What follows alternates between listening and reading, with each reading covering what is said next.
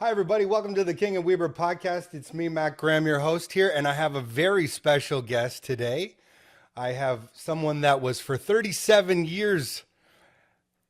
Was it 37 or 32? I don't know. What have I was been looking at 32 you years for? At Kool FM, the assignment the news editor, the assignment director, and the co-host of the morning show at Kool FM. Yeah, that added up to about 31 years. 31 and a years. half. Pardon me.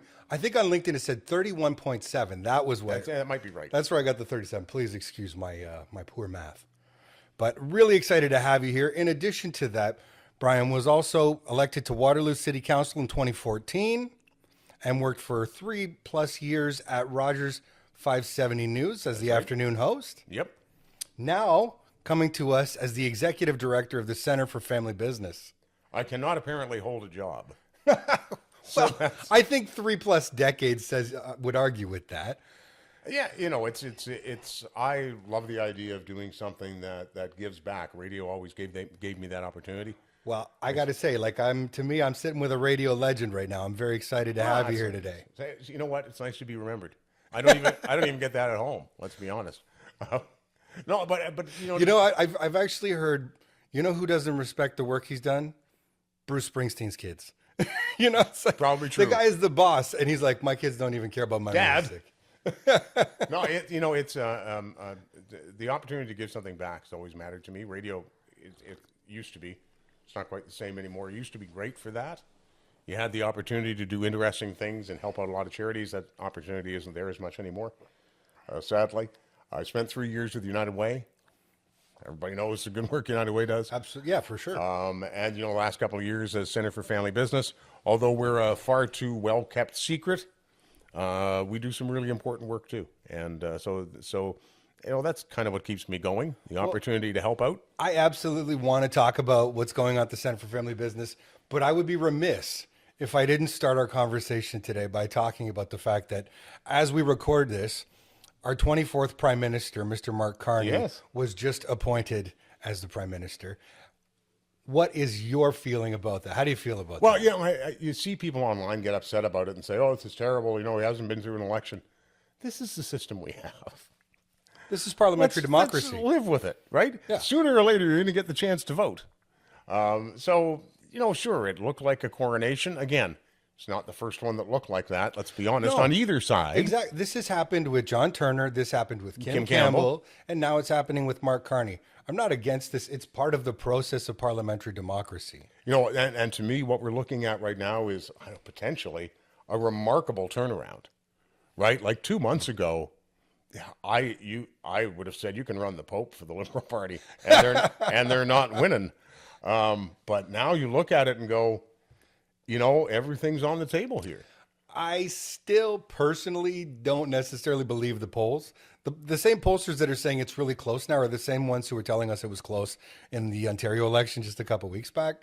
So, I disagree with you. I don't think a lot of those polls in the Ontario election ever said it was close. I don't think there was ever any indication in any of those polls that anybody but Doug Ford was going to win and was going to win a majority, even though certainly it's sounded like there was a lot of talk that there was going to be a lot closer than they said. Well, and talk is different than polls, and the polls never showed that. They showed a very solid 40 to 43% for Doug Ford. That never wavered. Now, with regards to Doug Ford, what I would say, and I was thinking about this earlier, was Mark Carney, if he were smart, in my opinion, and I think he is a smart guy. Don't get there by being an idiot. So. No, but if he was a smart political strategist, he would be copying the Doug Ford model and calling an election immediately and making it a 4-week campaign before anybody gets an idea of who he truly is. One way or the other, because right now they have a positive image of him. I agree with you on that fact, that people think positively of Mark Carney based upon very little information. The more information they get, the more opportunities we have for him to screw up. Well, and here's the thing. No matter who you are as a political leader, most people don't know a whole lot about Pierre Poilievre. He's been around for a while, but, people don't generally pay attention in between elections. Maybe not as much as you and I. No, and look, I'm the first to admit that. I pay attention all the time because it's kind of a thing that I like. Me too. But, I think most people, while they may know the name Pierre Poilievre, and that's certainly the first hurdle to get over, same with Mark Carney, they don't know a whole lot about him. I don't know, what's the minimum amount for an election campaign? I think is it 28 days? Might be. I believe so. I think, yeah, strategically, go. And make it short and go fast. I would expect that by this time next week we'll be in the middle of an election campaign. Well, I'd be shocked if we're not. There's still yet to be an announcement later today with regards to carbon taxes. So we'll have to, not necessarily about carbon taxes, but the early. Yeah, we're told. I just heard on the way here that we're told that there'll be some election or some announcement by the end of the day that the carbon tax will be, I don't know, eliminated, changed, hidden, buried, something to take it off. Something so that it's not so visible every time you go to the pump, every time you open up your but that's a funny thing. I'm old enough, like I go back to the installation of the GST. Mm-hmm. And one of the things I liked about the GST was that it was visible because it used to be a manufacturer's tax. Okay. It was hidden. You didn't know you were paying. You were paying it anyways. You didn't know it. But by putting it out front and saying, here's the GST, this gave you something visible you could hate. And people did, right? It also, now we haven't, well, maybe we are seeing it now. But with the GST, that makes it politically very difficult to raise. And I remember having that conversation in an interview I did with former Conservative Finance Minister Michael Wilson years and years and years ago as part of the Mulroney government. Mm-hmm. That was one of the things that he liked about it. So that may have been an honest politician. They don't come by a lot, so maybe I didn't recognize it. But he said, like, one of the great things about this tax is it's right there. You want to raise it from 5% to 6%, you do so at your peril. Well, technically, it looks like they're about to. I can tell you, I would have to agree with that visibility. The sticker shock involved in looking at my Kitchener gas bill. See, because we have our own municipality in Kitchener. And to see that last month, in that freezing cold month of February that we had, $100 of my entire bill went to taxes. Yeah. A mix of HST and the carbon tax. But to think, natural gas is pretty much an essential service at this point. In this country, in a country absolutely. like this, in a country where we experience minus 20, minus 30, minus 40 at West, to put a double tax, a tax on a tax, and to say you're doing it for the love of the country, it's pretty unnerving. Well, and I would say I support plans that support the conservation of our natural resources so that you can use less gas so it costs you less money. I think those are great things to do. Am I sure that slapping people with another tax that's really visible that they can hate is the way to do it? I'm not. The old father in me says, put on another sweater, Mac, and stop your complaining. Oh, the biggest fight in my house. You only wear so many sweaters. The biggest fight in my house every single winter is over the thermostat. Nothing has ever changed in that way. Like, my kids have been out of the house for 20 years, 25 years. And I often would tell my wife, I'm just going to put a thermostat on the wall that's not connected to anything so they can turn it up and think it's doing something. I never did do that. I thought it would have been a brilliant idea. Just put one up. There's another hidden thermostat somewhere else that actually does operate the system. But there's one in the main room that goes, oh, you turn that up to 25, honey. You have at it. See what happens.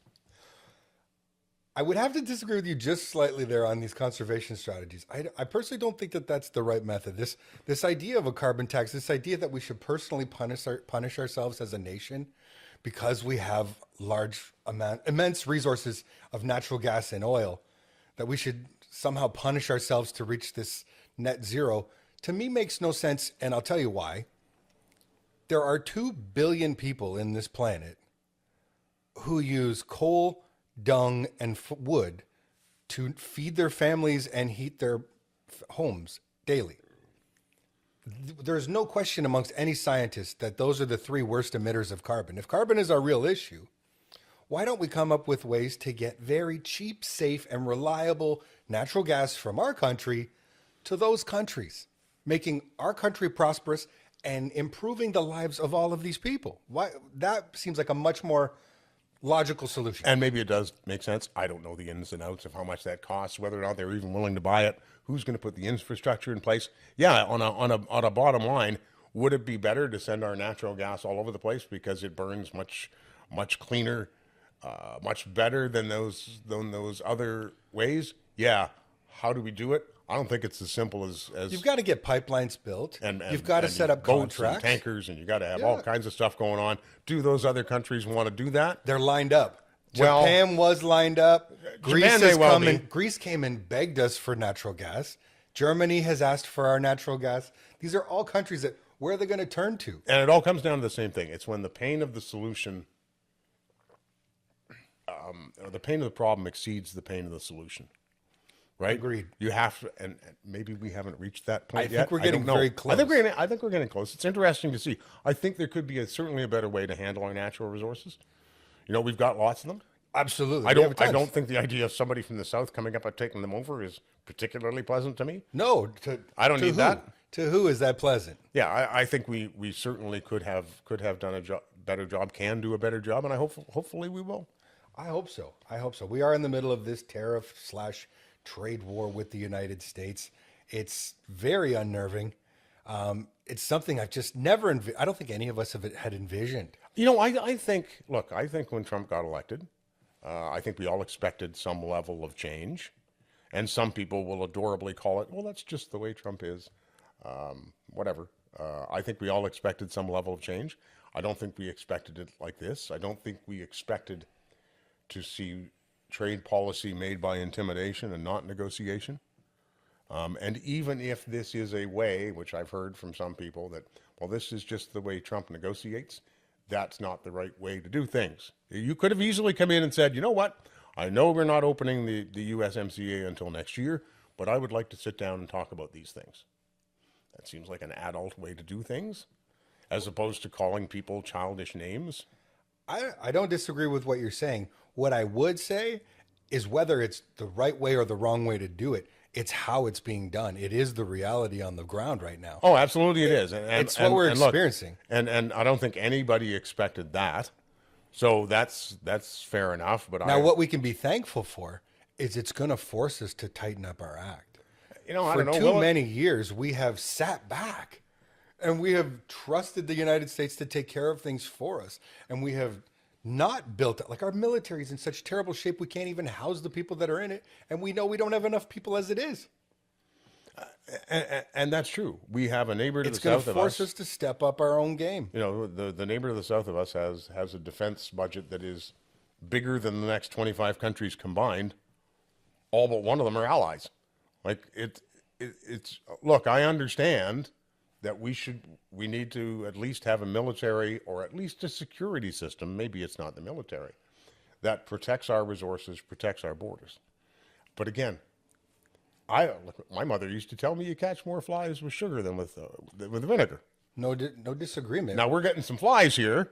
There's no doubt about that. I just don't think in for the long-term relationship between these two countries, this is the right way to do it. The U.S. can still be tough and demand us to do certain things. Now, some of what's been going on is completely and utterly stupid.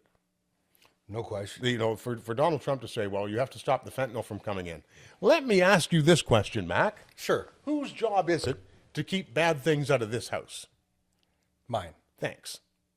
Whose job is it to keep bad things out of the United States of America? Theirs. How is it our fault? Well, We have a responsibility, but it's not completely our fault.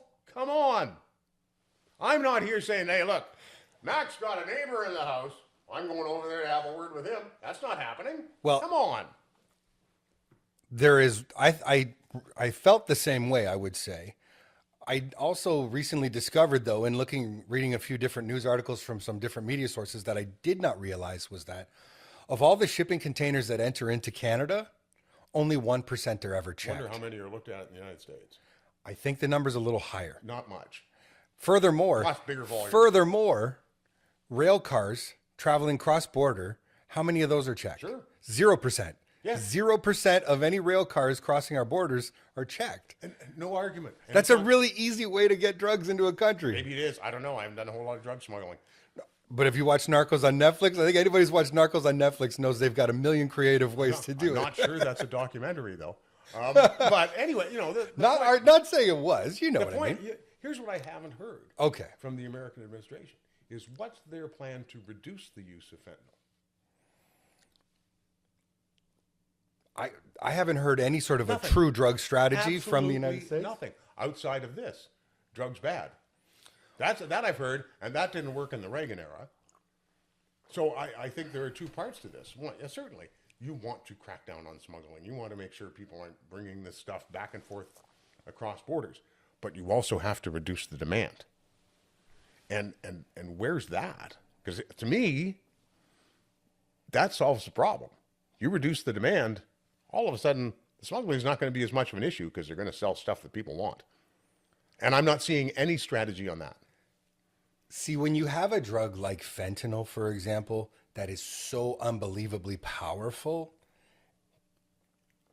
it's so addictive that if anybody touches it, like not touches it, but if anyone who's already an existing addict of a separate drug uses that, it's such a much more, from what people have told me, and I know a lot of people in addictions community, the high is so much greater that it's the risk that they're willing to take. So it has to be, the choice has to be eliminated. It's like, listen, I smoked for years. Okay. I was a smoker for like 28 years, but I didn't smoke because there was DeMaurier lights. I smoked because I was addicted to nicotine. Absolutely. When DeMaurier lights got too expensive, I just switched to another like brand. And so it's the same thing here when we talk about drugs. There is a difference. It's a false equivalency for some people that say meth and fentanyl are the same thing. Cocaine and fentanyl are even the same thing. Alcohol and fentanyl. It's such a different product. It's so potent. It's so dangerous that something has to be done to eliminate it. Right. Because the deaths are through the roof. So reduce the demand. The only way to reduce the demand is to eliminate the product. No, there's supply and demand. I'm not sure that it works that way. What do you mean? Well, so all of a sudden, I'm saying you if don't you think eliminate, it's going to find its way if you in? eliminate fentanyl, if it's eliminated from the market, your deaths by overdose decrease significantly. Fentanyl has other uses, which is part of the problem. Yes, that's used in the medical field. It's used in the medical. I had a family friend who was prescribed fentanyl to deal with the pain of her cancer, right? And all of a sudden it's leaking its way out of the medical system into the general public. Extremely dangerous right? stuff, man. It's just, to me, when we're saying we'll just eliminate the supply of it, it doesn't recognize that the supply is driven by the demand, right? And again, we'll go back to this. Until the pain of the solution exceeds the pain of the problem, we're not going to find a solution. Again, this is a separate issue really, but the pain of the solution, or there is no pain involved in being an addict right now. There is no pain involved in being a dealer. We're seeing the weakest sentences I've ever seen in the criminal justice system. Nobody's getting arrested for these things. And if they are, they're getting off scot-free. Well, not scot-free, but you know what I mean. I know there's certainly concern about that. Look, I don't think we're particularly good at catching them. No, but again, I think we've done a doesn't terrible that job. problem go away if you deal with the demand issue? People are always going to look for an escape. Okay. Perhaps so. I personally have looked at this a million ways. I always thought, the U.S. and Canada failed at the drug war. They lost the drug war. However, the opposite side of the spectrum, what we're seeing now is like free range, where people are like smoking meth and stuff like that in Tim Hortons in downtown Vancouver. Yeah, I don't want that either. I think that's worse. It's very true. Right? This is a much worse. Letting people shoot up in parks where kids are supposed to be playing. I don't think we want that as a society. No, either. we don't. But again, so why are these people using? Like, I haven't had that. Look, I've been known to have a few drinks, Mac. Okay. You know that, right? One time I was too. Right. So I just think, why are they taking it and telling the people you can't? It didn't work with our kids are young. It doesn't work today. You can't do that. Why? Well, because you can't, because it's bad for you. I get that, but why? To me, it's more than just, we'll put tariffs on you until you stop getting fentanyl over here. I think we need to work together on why is there such a demand for this, and that takes us a long way down the supply road. I think we're going at this backwards. If I had to read what the government of the United States is doing here, I think their feeling is we're not doing our part to stop the drug flow on either side of the border, and they wanted to see harsher penalties, more control. I have a bigger question. what gives them the right to tell other countries what to do? Well, if it's flowing into their country, then they can say that they want that they're not happy. So can we about say the same thing? Absolutely. And then they don't tend to listen to us. They're Because just they like, don't need us. Yes, they do. How? Well, how do you mean they don't need us? They don't need us from a business Then perspective. what difference does it terms make of how much trade. fentanyl we send across the border if they don't need us? They need us to protect the border. Ah, okay. So they do, so they do need us. Sorry, when I said they don't need us, I mean they don't need us from a business perspective as much as we do. They don't need. Oh, well, of course not, because they're 9 times the size. Yeah, so that's the that- problem. We keep thinking it's like a this and this. No, I don't relationship, think anybody and thinks it's really that. like that. I just think when if another country came and threatened our sovereignty or their sovereignty, can you imagine what the outcry from the United States would be? They would go insane. So no question. What gives them the right to be able to do that? Because it seems to have been handed over to this president to, if he wants to make jokes about being the governor, it ain't funny. Get over it. And Everybody hates it. He knows we hate it. yeah, he's like the guy I used to meet at every golf tournament, Mac, who'd say, "Hey, you certainly got a face for radio. It's not funny the first 1,000 times I heard it. It's not funny now." And I don't believe that he means it as a joke. I believe that he wants control of this country's resources. I think he wants control of our resources. He'd like to see an economic union created. We have one. It's Well, called a no, free I trade think agreement. I think a full currency union and open borders not open borders in terms of immigration, but open borders in terms of trade. So open borders for only the people we like. Well, I don't know exactly what he's thinking, but I'm saying he doesn't. It wasn't people that I was talking about. It was more resources. He'd like to see a free flow, tariff-free of all resources heading southward, which is very dangerous. At the same time, he's also very nervous. I think the Trump government in general is very nervous of what's happening in the Arctic. You have Russia and you have China both claiming ownership rights to the Arctic. That's what this whole Greenland thing is about, for example. Well, It's about the passage well, sure. through the Arctic because the it's Northwest, opening up. And the Northwest Passage has been a fascinating topic of conversation for, 5 centuries? I think Something like that? But it's given the changes in climate, it's much more real now. Well, yeah, absolutely. That's why you do have Poilievre saying, if I'm elected, we're going to set up permanent installations in the north. Well, and look, we have some level of protection up in the Arctic. Is it enough? Probably not. Not even close. But again, isn't this something you sit down and talk about? It's not done this way. Again, this is what we as Canadians tend to think. We're like, well, we should just sit down and talk. Like Yeah. 2 equals, Canada, No, US, come to I'm the not table. talking But because we it's know like we're not. this. We know we're not two equals. But so just because you're not an equal, you allow yourself to be pushed around by somebody else because No, they're you bigger fight and more back. powerful. You do what Canadians do. You I fight back. I don't want to fight back. I want to say, let's sit down. Yeah. But And you so want to far- sit down, and he's like, basically, what's happening to Canada right now is it's Thanksgiving, and it's dinner time, and he's saying it's time to sit down, and he's saying you're over there on the little change. And you're going to eat what I tell you to eat. Yeah. When I tell you to eat. And by the way, if some of what you have looks cheaper to me, I want some of what you have. And I don't think that's a long-term solution here. I don't either. But this has been an issue for 200 years, and it's just something we've recently forgot. You know, this was a big issue right after the American Revolution. This was sure. a big issue in the War of 1812. And then one of the reasons Confederation even happened, the reason Canada is a country, is a group of separate regions of this now nation were separate and were in danger of being usurped by the Americans. So while they were weak after the Civil War, they decided to come together and create a nation. But it's not a new problem. It's called, manifest destiny. We just haven't heard it talked about in a long time. But, a lot of what the United States is doing goes completely against, like we don't generally accept manifest destiny anymore. We don't allow Portugal to go expand to other countries because that's just not the way it works. But for some reason, this is allowed now. Because the biggest power in the world is doing it. It's not that it's right. It's not that it's legal. It's not that it's written in any agreements. It's that the biggest superpower in the world has decided we're changing the rules of the game. And it's so scary. that's what really bothers me, is that this has become a discussion about if you're big and if you're powerful, you can do whatever the hell you want. And that's the attitude that I see coming out of the United States. It's an attitude that's already been shown in places like Russia. I'm bigger than you. I can beat you up. And I don't think that's the way to run a planet at all. Well, I don't like it, but it's the reality that I'm facing. Look, I know the reality's always been there. You know, the economic powerhouses, whether they be China or the European Union or the United States, are always going to try to get their way. We get that.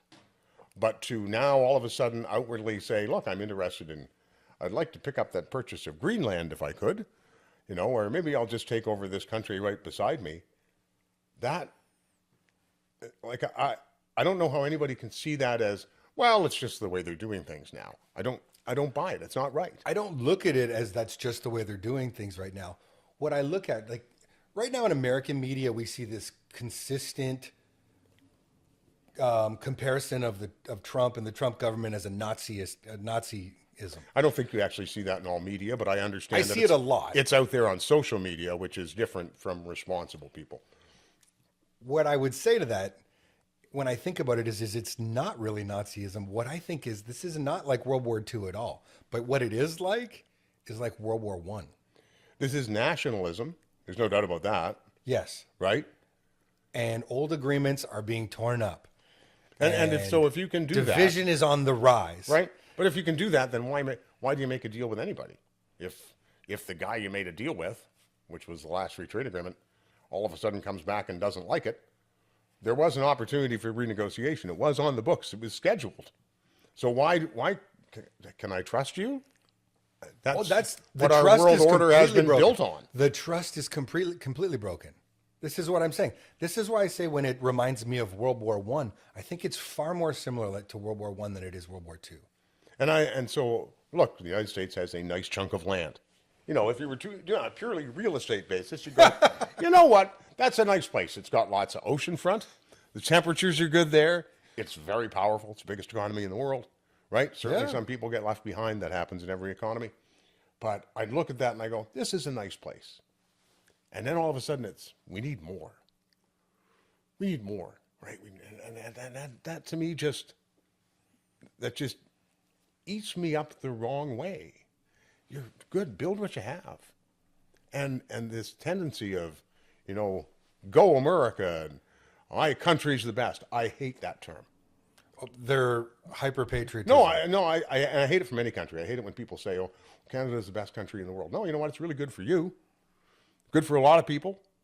Not necessarily the best country in the world. The United States isn't the best country in the world. You know, this jingoism, this patriotism. And I know you're looking at me going, well, America is the best country in the world. I'm not looking at it like that. I think Canada is. I love Canada. I love it here. I think it's the greatest country in the world to live in. My parents came here to escape, you know, some religious persecution in Ireland. Yeah, the Catholic Protestant thing.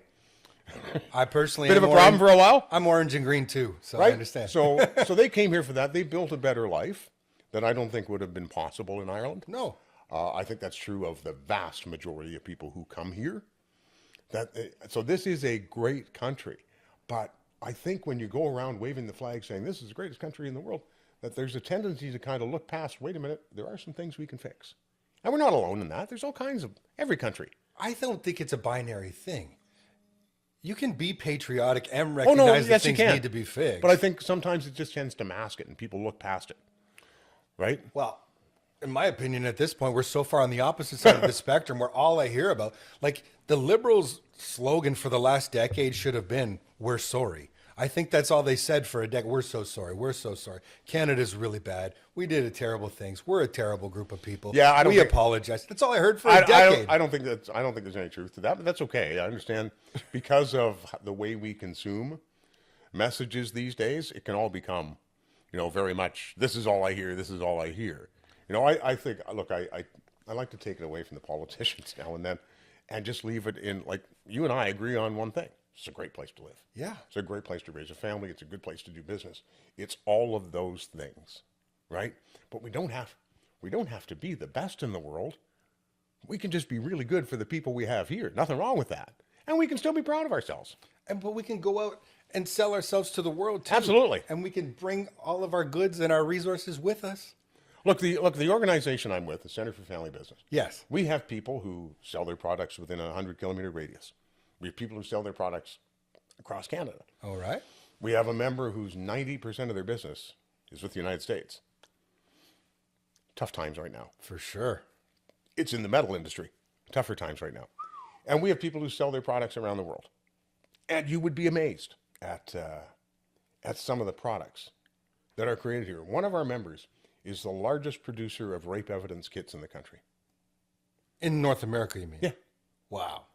Now, in this region? Yes. In this region. And never even heard of it. Well, no, but when you hear about it, you go, well, yeah, okay, somebody has to make those.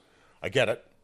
Right? Innovation. Yeah, like there is so much good going on that it gets lost in the noise. It really does, right? I think we're both on the same page there. I know. Now, well, let's just switch topics a little bit here. Right. And tell me, how do you go from Rogers Radio to the Center for Family Business? How does that even happen? Well, so Rogers and I had a disagreement about my value. They didn't feel I had any. So it was the lawyers are still taking care of it, but it was time to move on. And I had actually had some discussions with the Center for Family Business for 5 or 6 years earlier, and it just wasn't a fit at the time. And so it came back and had the discussion.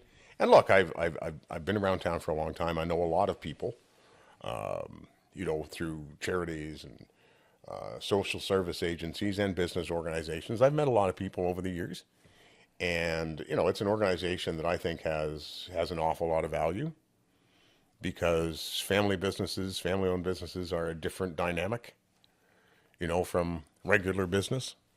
If you've got 2 or 3 family business members working inside, there's a different relationship at home than there is around the boardroom table. And sometimes the kitchen table becomes the boardroom table, which can add its own layer of difficulty. Causes its own stresses and challenges. And certainly more than a few businesses always have a crazy Uncle Mac. How do we get crazy Uncle Mac out of HR? So that we talk in our organization about the value of shared experiences, right? And so, a lot of these people started their business because they had a passion for it. Well, because you had a passion for it, doesn't necessarily mean your kids are going to have a passion for it. Maybe they will, but we all know that, the vast majority of family-owned businesses don't make it to the second generation. There's a number of reasons for that. Some of it is just natural attrition, like you've become successful, you sell to a bigger organization. And some of it is because, sometimes the kids or the cousins and the nephews or whoever, aren't particularly interested in that business. So they all face these very, interesting challenges, which can be in terms of succession, but can also be in terms of, gee, we got to bring on some more people. We have to bring on a non-family member general manager to run the place. That's a difficult one, right? Always a challenge. So, there's a lot of really interesting things that go on. So we're there to help educate and support those family-owned businesses and kind of be their go-to option when they're looking for expertise. And it's a nonprofit. It's been around for almost 30 years now. Who started it? Well, interesting. It goes back to some names everybody knows: Bingamans, Strasburger, Beingessner. All those names with a bit of a Mennonite background, which again, like so many other things in this area, was formed so they could be a help to others, which I think is one of the really great things about Waterloo Region. How many of these organizations formed because they wanted to help somebody else. I was talking to somebody, I was speaking to Dr. Mark Jerry about this just the other day. He's the new president at Renison College at University of Waterloo. And I was telling him, because he's new, he came here from Regina. Mm-hmm. And I was telling him, I said, one of the biggest differences here in the Waterloo region versus anywhere else, and the reason I decided to move here and, take roots in this town, was this collective spirit, this idea that we work together, that a rising tide floats all boats in a city that's landlocked is one of the most beautiful things. Like when you're in London, when you're in Ottawa, when you're in Toronto, these are all cities I've lived in. The attitude in the business community is very different. The attitude is very much, good luck, kid. We'll see if you make it. When I came to this city, it was the first time anybody ever said to me, how can we help you grow your business? That one question was enough for me to say, this is the town I think there tends to be a very collaborative approach here. Look, I'll take you back to 1997. Whoa, way back. Yeah, it is a long time ago. 20 years ago. It was when I began being the voice and face of what was called the Kool FM Poster Boy campaign. And it was there to raise money for the Grand River Regional Cancer Center. I will point out that in 1997, that didn't exist. In fact, we were camped out. Used to live for up to a month on an advertising billboard and broadcast live. For those who don't know, Seen the pictures. yeah. So I'm out in front of the hospital, and it's just the hospital, right? Whatever version of it was there, because it's been renovated 32,000 times. But there was nothing there for a cancer center. And it was only a couple of years later, as we were into our third or fourth year of doing it for the cancer center, that they actually started to dig a hole. In the meantime, we're raising money for it because, and here's the thing about building cancer centers in this province. The province will build one, but they won't put anything in it. Those are the rules around fundraising in the health sector. Very simple. If you want Kleenex, and here, I'm going to tell you right now, that Kleenex is a very important thing to have inside a cancer center. Agreed. Somebody Spent too many hours in cancer centers. Me too. And you got to raise money for that. So simple things like that, everything that's inside that building, equipment. That goes for any hospital in this province. It has, but the way people responded, and that campaign raised close to $3 million over the space of 13 years. And there were no big corporate donations. Mac wasn't coming in with his, 100,000 donation. That didn't happen. Mm-hmm. This was raised by people, doing things at their offices, collecting door to door, stuff like that. And then in one very idiotic move, when they announced that the penny was going to be eliminated, I said, bring all your pennies. And they did. What? And my fingers still smell like copper today. So, I saw, people from every walk of life, from every nationality, come down to that location in some freezing cold temperatures and, drop off a few bucks because they just felt, you know what, this is really important that we work together and get this.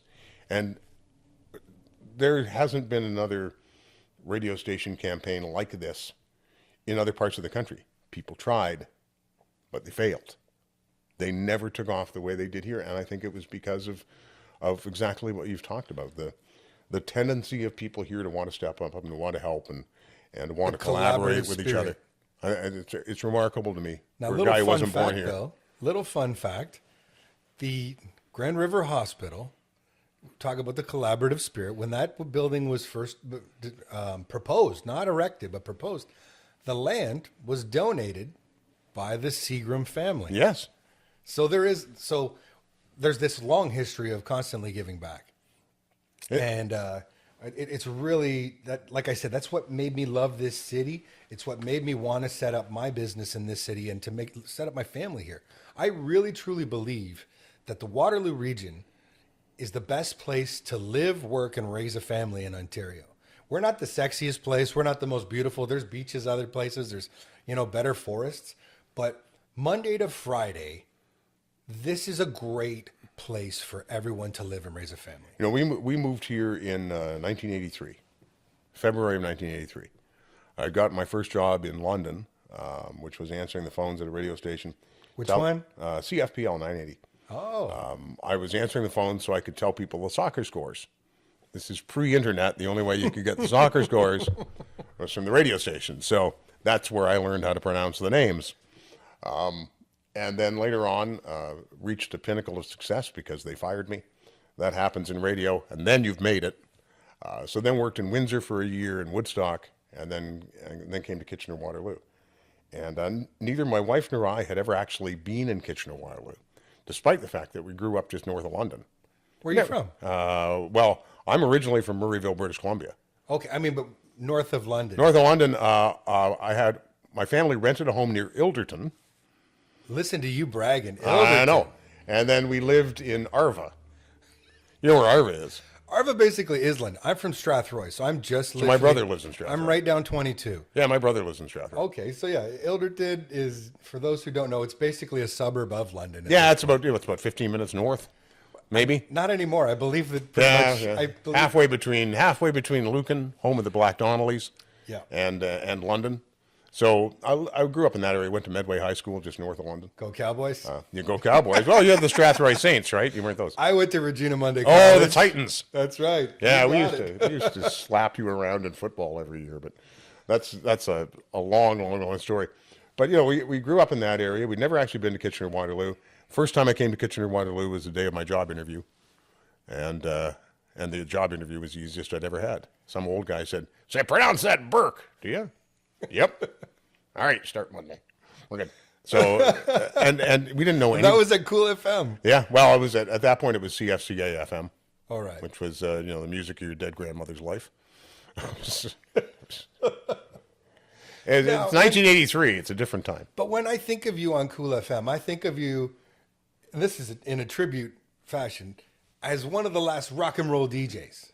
Kool FM was a rock station. Yeah, I didn't. We actually were kind of groundbreaking in some ways because we used me as a news guy as what we hoped was comedic banter, on the air. At that time, prior to that, if you're the news guy, you're straight down the middle. We're not making any jokes here. But we kind of built that idea of you can be, and look, all of the funniest people I ever met in radio were news people. Now, some of it was dark. Don't get me wrong, but they were the funniest people, and so I had an opportunity to do that, to kind of have some fun with it and let loose. So that's what made it really different. And now, if you do ever happen to find somebody on the radio who has a news background, you'll always find they're the funniest people. It's good to know. They're all insane. Now, you saw a full evolution from 1983 through to into the 2000s. Yeah, 2014. What do you think about what you're seeing now? You're sitting here in the new media. What do you think about where radio is now and where it's headed? Well, the really sad part about it is that in radio, they were the first content creators. We had to go on the air every morning and we'd do 8 or 9 bits, sprinkled out through the morning. And you had to have something to talk about. So we What do you mean by a bit? Tell everybody. Well, it's today we've got a list of 10 things people hate about their underwear. So we pick the 3 funniest ones, or the ones that we think are the 3 funniest, and you talk about that on the air. So there's a bit. Or maybe you're talking about, holy cow, the snow's really melting. Look how much dog poop there is out there. Things like that are relatable to people. So you do 8 or 9 of those segments every morning, and that's content creation. And that's what people do today. They do it on TikTok. They do it on all kinds of social media. It's just content creation. But radio had that, and then it gave it away. No, we're not going to bother with that anymore.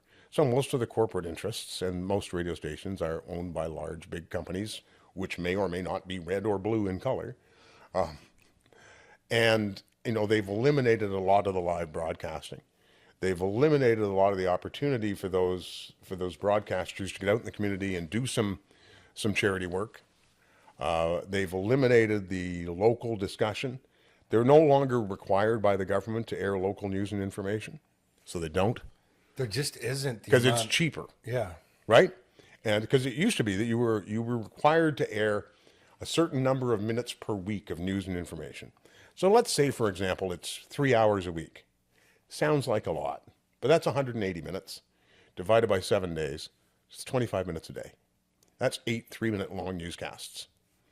But they took that away, said you don't have to do it anymore. Mm-hmm. And the companies went, oh, okay. All anybody wants to do is listen to music. Well, in 2025, if I want to listen to music, I can listen to Spotify. I can listen to all kinds of things. I can find music anywhere. And everywhere. And can I find it on the radio? Sure. But I can find music anywhere. What I can't find is the stuff between the records. And that's what they should focus on. But that's where this podcast medium has picked up, in my opinion. They've picked up where AM radio left off. To some AM degree. Radio, like in my opinion, tell me if I'm wrong, No. but AM radio towards the end of the last decade, so like 2018 through to 2020s, it had become 100% conservative radio in the United States. It was only far-right radio, and it was all designed to attract to males 55 plus. Now, what we're seeing with the podcast movement is that we have people of all ages. One of the things that blows me away with this podcast is the number of young people who send me messages and say, I loved it. I listened to the whole thing. I had a 17-year-old guy. One of my son's friends says, he's doing dishes. He says, he works at a restaurant. He said, I listened to your whole podcast today. Well, who thought that the 17-year-old is craving this type of content? Well, and so that's where I get to the point where radio gave it away. We had content creators. Yeah. There was an opportunity to create your own podcast. You already have people who know how to talk for a living. That should be easy, right? And they never took advantage of it. And so that's sad. The reality is, look, I don't know what happens in this world when the internet goes down and there's no other way to communicate and we have no idea what's going on, there's still probably going to be a need for radio, but they didn't adapt. And now, you've got 1 million podcasts out there, a half dozen of which are listenable, right? Everybody and their brother's doing a podcast because everybody and their brother's doing a podcast. We should do one, right? And very few people can be interesting for more than half an hour at a time. It's a very small portion, and the ones that do well, they got buckets of money and buckets of resources behind them. No surprise, just like everything else that does well, buckets of money and buckets of resources. I think there's a lot of good to be had from podcasts, but I just feel like you've got a lot of people with broadcasting expertise, storytelling expertise, some journalism expertise, who could do some really great stuff, but the companies they work for, they're not really all that interested. They're interested in quick sound bites, and they're interested in the major national stories that can appeal to a large They're audience. interested in selling advertising. Yeah. Largely. And so, but what happens is local stories, things that matter to us here, they get neglected. Well, as I neglected, like, look, Mac, there was a time I could send a news release out to 3 different places, and everyone would know what was going on.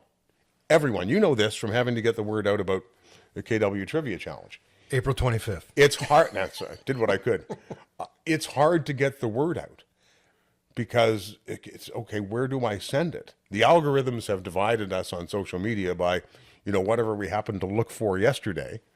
Radio doesn't provide that opportunity the way it used to. Well, you look at local television. Well, there's a 5 o'clock newscast, there's a 6 o'clock newscast, and there's an 11:30 newscast, which, by the way, if you saw the 6 o'clock newscast, is pretty much the same.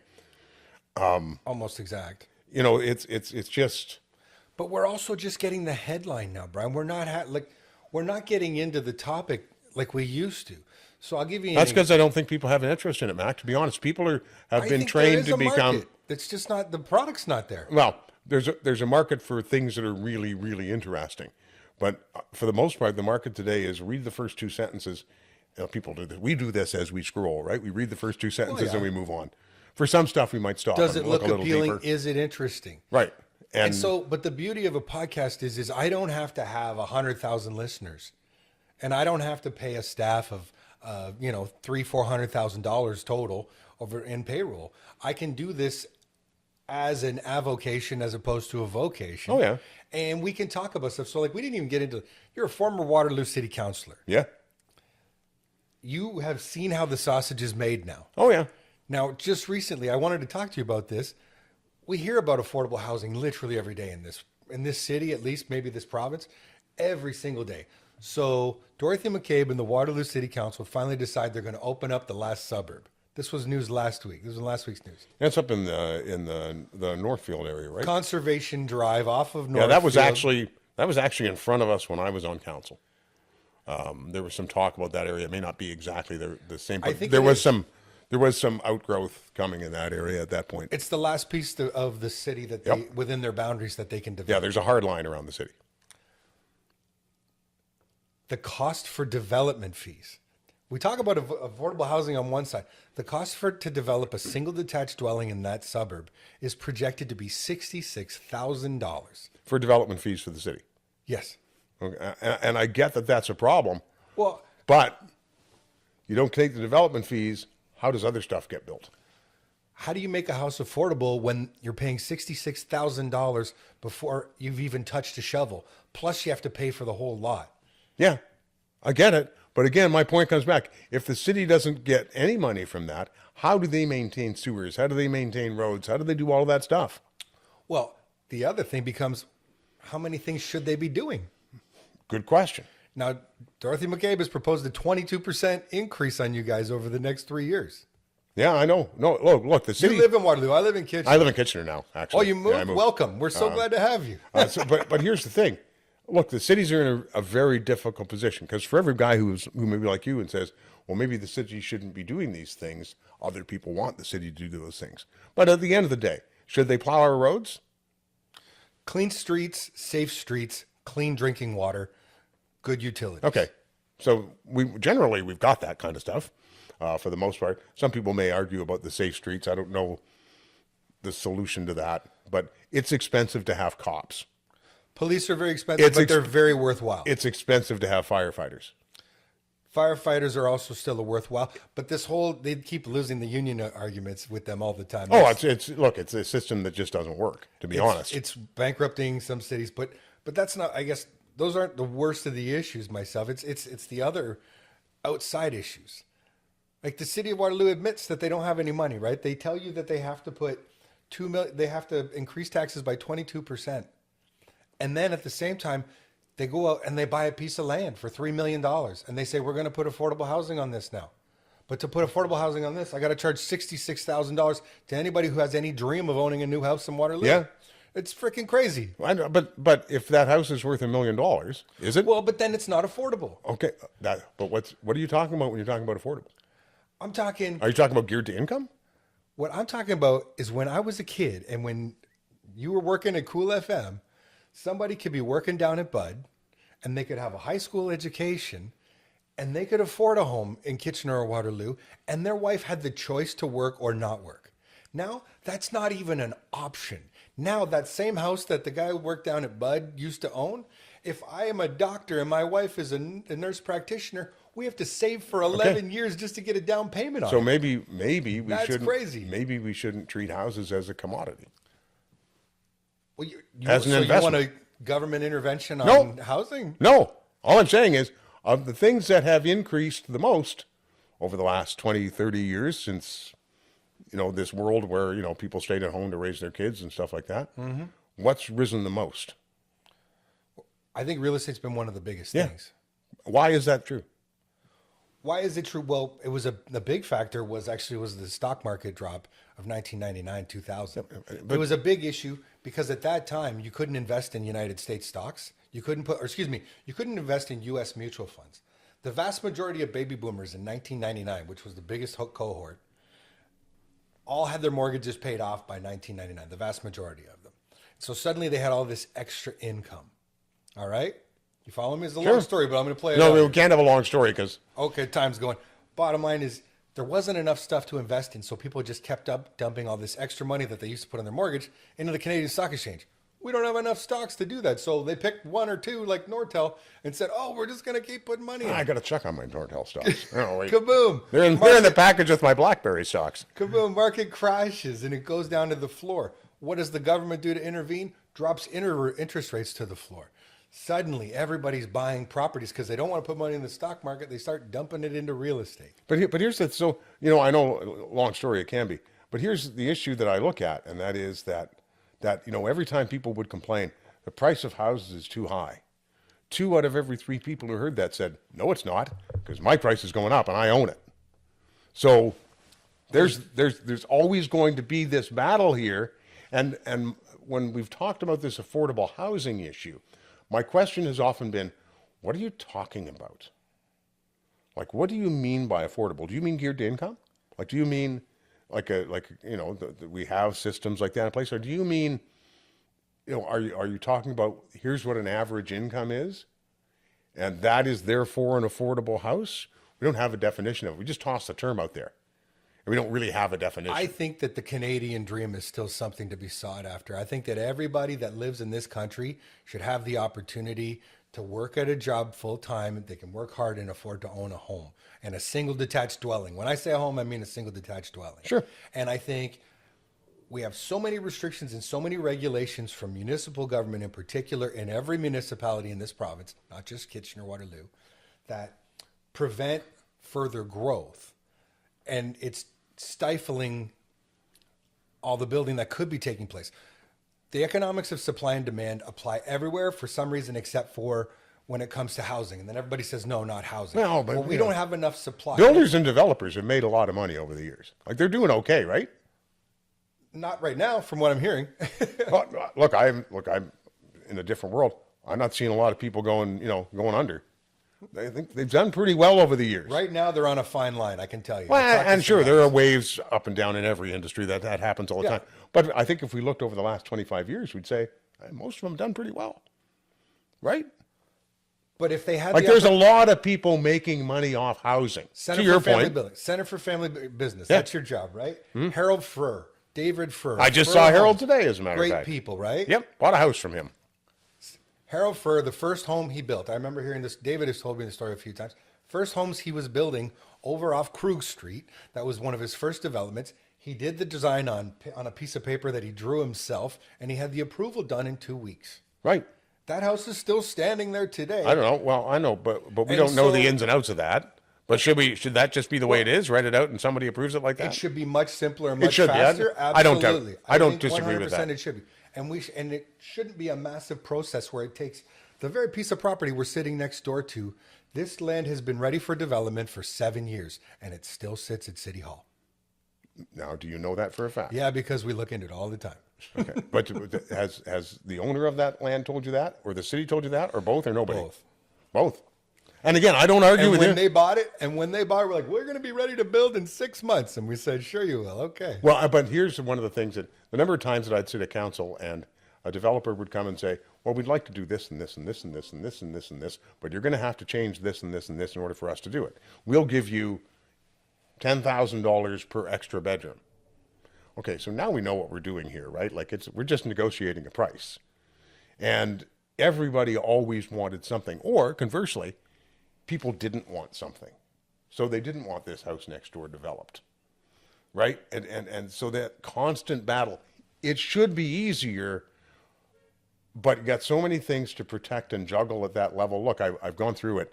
Not as much fun as you think, Mac. No, it really isn't. I don't think it is Right? at all. Because there's so many different things pulling in every different direction. For sure. I don't think that part of being a counselor is fun at all. What I really like is this kind of banter is that great. we're It's having terrific. here. I've had so much fun, Brian. I know you got a hard stop on today. So I want to make sure before we go that if there's anything that you really want to talk about today with regards to Center for Family Business, with regards to maybe like Oxford Learning Center or any other business ventures you might be involved The mention of Oxford Learning Center, my daughter owns the one in Beechwood, has for years.